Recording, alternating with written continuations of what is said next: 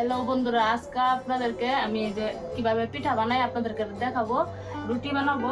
এই যে দেখেন, এখানে এই যে দেখেন রুটির জন্য এই যে 4টে কাই নিয়ে নিছি, গোল করে নিয়ে নিছি। এখন এগুলো আমি পিঠা বানাবো। কি সহজে একলগে পিঠা কিভাবে 4টে 5টা একলগে আপনারা রুটি অল্প সময়ের মধ্যে বানাতে পারেন সেটা আমি দেখাবো কিভাবে বানাই। দেখতে থাকেন। এই যে দেখেন, এটা দিয়ে পিঠা বানাবো আমি। এই থালটা দিয়ে পিঠা বানাবো। এই যে দেখেন আমি কিভাবে পিঠা বানাই। দেখতে থাকেন। এই যে আমি 4টা রুটি বানানোর জন্য নিয়ে নিছি। এখন আমি রুটি বানাবো।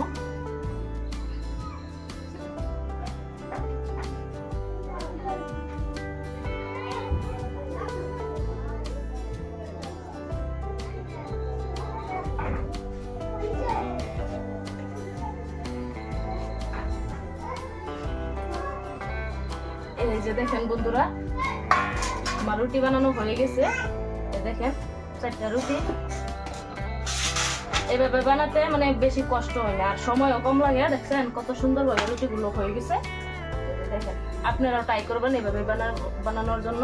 এই দেখেন আমার 4টা রুটি কি সুন্দরভাবে হয়ে গেছে। এখন রুটিগুলো আমি করে নিব, তাওয়া দিয়ে গরম করে নিব, রুটিগুলো ভেজে নিব। আপনারা দেখতে থাকেন ভিডিওটা। দেখেন রুটিগুলো তো বানানো হয়ে গেছে। এখন আমি রুটিগুলো দিয়ে দিছি, গরম হয়ে যাবে রুটিগুলো বানানো। এই যে দেখেন রুটির সাথে খাওয়ার জন্য এখানে দেখেন ব্রয়লারের অল্প মাংস রান্না করছি, ব্রয়লার মুরগির। আর এখান দিয়ে দেখেন এখানে আছে আলু দিয়ে লোকাল মুরগি রান্না করছি। এগুলা রুটি দিয়ে খাবো। ঠিক আছে বন্ধুরা, ভিডিওটা ভালো লাগলে লাইক কমেন্ট শেয়ার করবেন আর সাবস্ক্রাইব করবেন। আর আশা করি সবাই ভিডিওটা দেখবেন।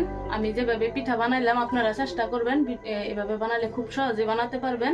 ঠিক আছে, আজকের ভিডিও এখানেই শেষ করলাম।